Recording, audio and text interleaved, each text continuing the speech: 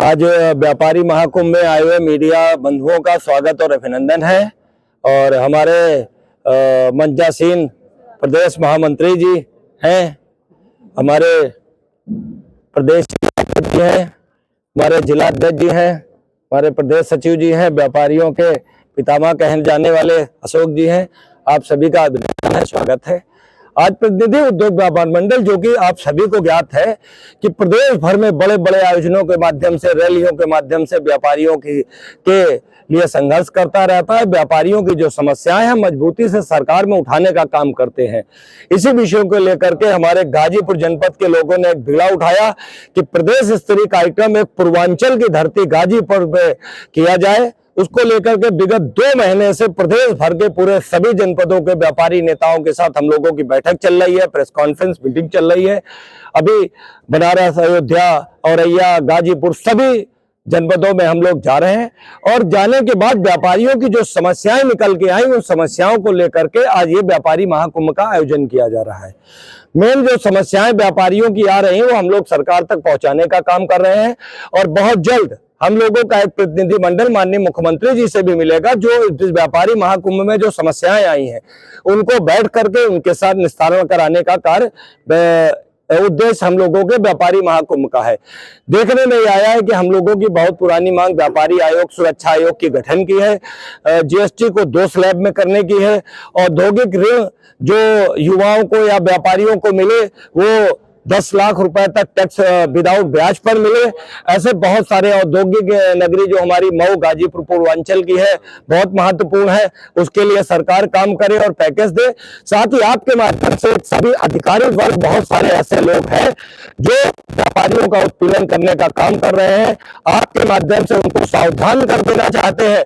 किसी भी व्यापारी का अगर उत्पीड़न हुआ तो निश्चित रूप से उनके का घेराव व्यापारी करने में पीछे को काम करेंगे।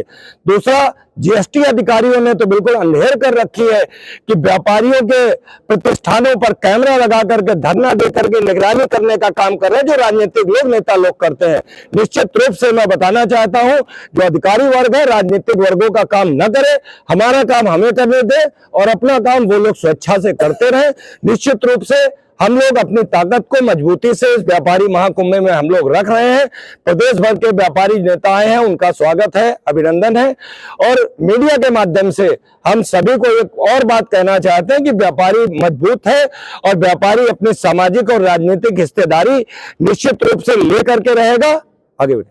ऑनलाइन जो ट्रेनिंग चल रही है मार्केटिंग की, इसमें छोटे व्यापारी जो है विलुप्त होते जा रहे हैं। देखिए, ऑनलाइन शॉपिंग को लेकर के हम सरकार से कई बार मुलाकात भी हुई है, बड़े बड़े प्रतिनिधियों से भी हमने मुलाकात की है, मंत्रियों से भी की है।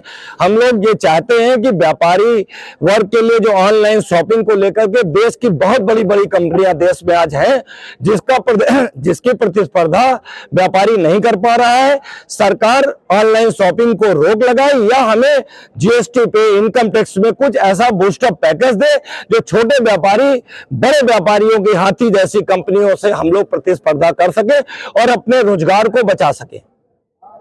ऐसे में आज जो महाकुंभ आप लोगों ने आयोजित किया है, बहुत सारे व्यापारी भी आए, क्या बातें निकल कर आई हैं? मुख्य रूप से व्यापारी सुरक्षा आयोग का गठन हो, व्यापारी की राजनीतिक हिस्सेदारी तय हो, 30% व्यापारी है और राजनीतिक तौर पर विधानसभा, लोकसभा, राज्यसभा में, एमएलसी में क्या व्यापारी की सहभागिता होगी? सिर्फ वोट और नोट देने के लिए बना है? व्यापारियों को क्या सुरक्षा मिलेगी? व्यापारी आयोग का गठन कब होगा? इन्हीं सब बातों को लेकर के हम लोगों ने आज व्यापारी महाकुंभ को आगे बढ़ाने का काम किया है। बहुत से लोग सरकार में गए लेकिन उस तरह की व्यापारियों की मांगों को आगे नहीं रखा। निश्चित रूप से जो लोग गए और जाने के बाद नहीं रखा तो व्यापारियों के साथ धोखा किया है।